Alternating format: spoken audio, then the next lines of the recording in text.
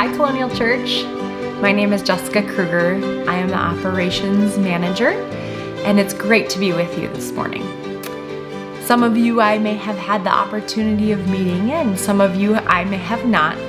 But those of you that know me know that I am a bit of a sports gal.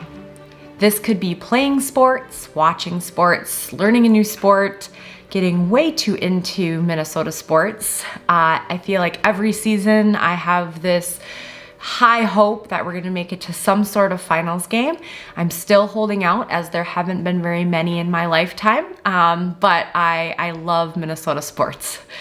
A couple of weeks ago, I attended a personal development seminar where the keynote speaker was a former college athlete who then became a pro athlete and then became a coach. Even though that I've played sports for more of my life than I haven't, in this last season of my life, I haven't spent much time reflecting back on my basketball career.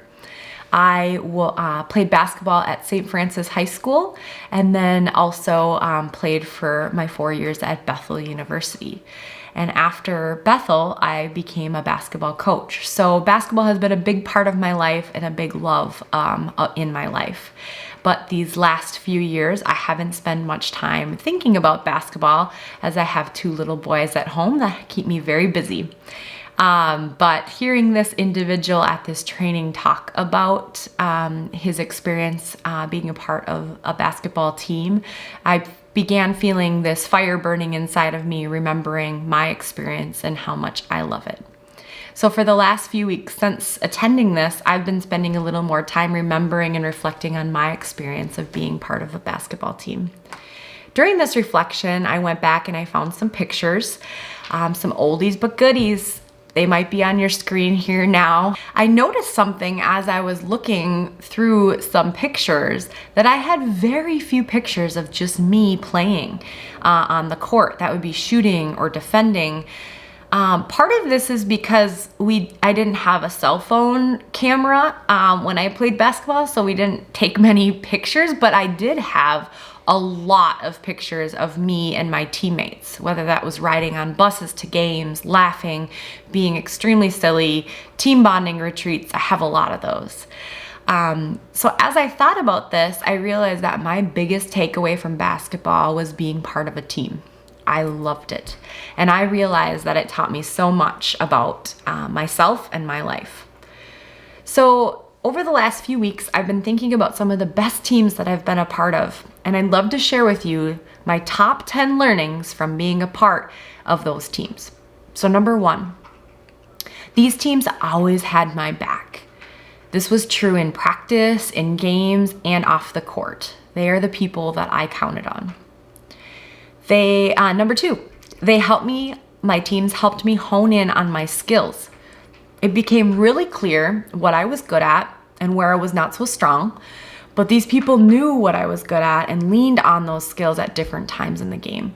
And I would say my strong skill was defending, and so I remember being put into games at very specific times to use my defensive skills. Number 3, leaders are not just the captains, but every member of the team. Every member of the teams I was a part of led in their own way and at different times, and all of these leaders were needed for our success. Number 4, in order to be better, practice was where it was most difficult. We pushed each other hard. We argued a little, had to meet hard things face to face. It was not always pretty, and it was definitely not always easy. Number 5, fun. The teams that I laughed the hardest with had the most success and were the most committed. Number 6, little things made a big impact.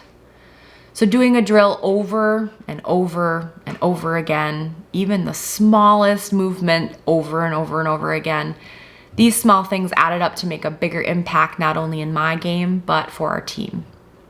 Number 7, different members of the team, different coaches, all helped me see things from different perspectives. So learning to respect those differences helped us have a well-rounded group. Number 8, conflict and confrontation was a part of every season. The most successful teams talked about this right away, and it involved only those that were a part of that conflict. Number 9, These teams kept me accountable at every turn. There was no skipping reps in lifting. There were no skipping shots taken during a drill. They kept me accountable.